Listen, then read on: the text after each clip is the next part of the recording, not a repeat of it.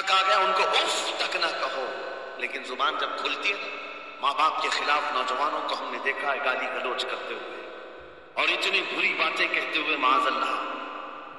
عزیزان گرامی وقار، حضور نے تو یہ فرمایا جس نے پلٹ کر کے اپنے ماں اور باپ کو سخت لہجے میں بات کیا یا ان کی نافرمانی کی، حضور فرماتے میرا دل چاہتا ہے کہ اس کے گھر کو آگ لگا دو، آگ لگا دو۔ اس لیے اس بات کو ہمیشہ یاد رکھیں، تمہارے لہجے کی سختیاں کسی کو زخمی کر دیں تو آخرت خراب ہو جائے گی، آخرت خراب ہو جائے گی۔ حضرت علقمہ رضی اللہ تعالیٰ حضور کے صحابی، حضور صلی اللہ علیہ وسلم کے صحابی، آخری وقت آ گیا تھا لیکن زبان نہیں کھلتی تھی۔ ان حضور پاک صلی اللہ علیہ وسلم کے پاس سفارش لائی گئی کہ آپ کے وہ ساتھی ہیں انتقال کر رہے ہیں لیکن زبان پر کلمہ بھی نہیں آتا۔ حضور تشریف لائے، دیکھا، پوچھا گھر میں ان کے کون کون ہے، کہا بیوی اور ماں کو بلایا اور کہا علقمہ کے بارے میں کیا کہتی ہوں، کیسا تھا؟ کہا بہت اچھا، پرہیزگار، عبادت گزار، ساری نیکوکاریاں اس کے اندر ہے۔ تو پھر حضور نے پوچھا اچھا یہ بہت نیک تھا، تم بھی اس سے راضی ہو کہ نہیں ہو؟ ماں نے کہا میں نہیں راضی، میں راضی نہیں ہوں۔ کہا کیوں، وجہ کیا ہے؟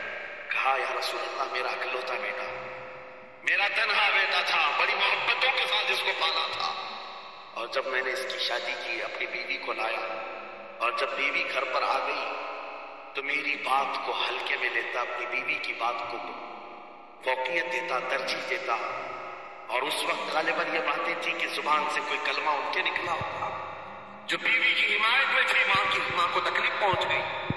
کہا میرا دل گوارا نہیں کرتا، میں اس سے راضی نہیں، باقی وہ بہت نیک بندہ ہے، بہت اچھا۔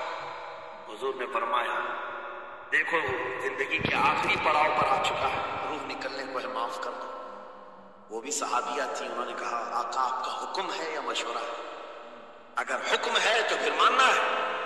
حضور نے فرمایا نہیں، حکم نہیں، مشورہ ہے۔ ہاں مشورہ ہے تو پھر دل نہیں چاہتا، دل نہیں چاہتا۔ حضور نے فرمایا صحابہ سے کہ لکڑیاں جمع کرو، آگ لگاؤ اور انہیں اٹھاؤ، آگ میں ڈال دو۔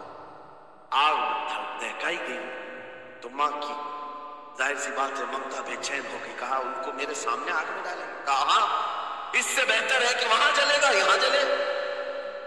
وہ ماں کہتی آقا آپ گواہ ہو جائیں میں اپنے بیٹے کو معاف کرتی ہوں۔ ادھر معاف کیا، ان کی زبان پر کلمہ طیبہ جاری ہوا۔ میرے عزیزو یہ بتانا مقصود اس لیے ہے کہ زبان سے دیے ہوئے زخم خواہ والدین کو ہو، یہ معمولی نہیں ہوتے، ہو سکتا ہے آخری وقت تمہاری زبان بند ہو جائے اور کلمہ طیبہ بھی نہ جاری ہو، زبان کھلنے بھی نہ لگے، یہ حالات آ جائیں گے۔ اس لیے اپنی زبان کا کنٹرول برقرار رکھو۔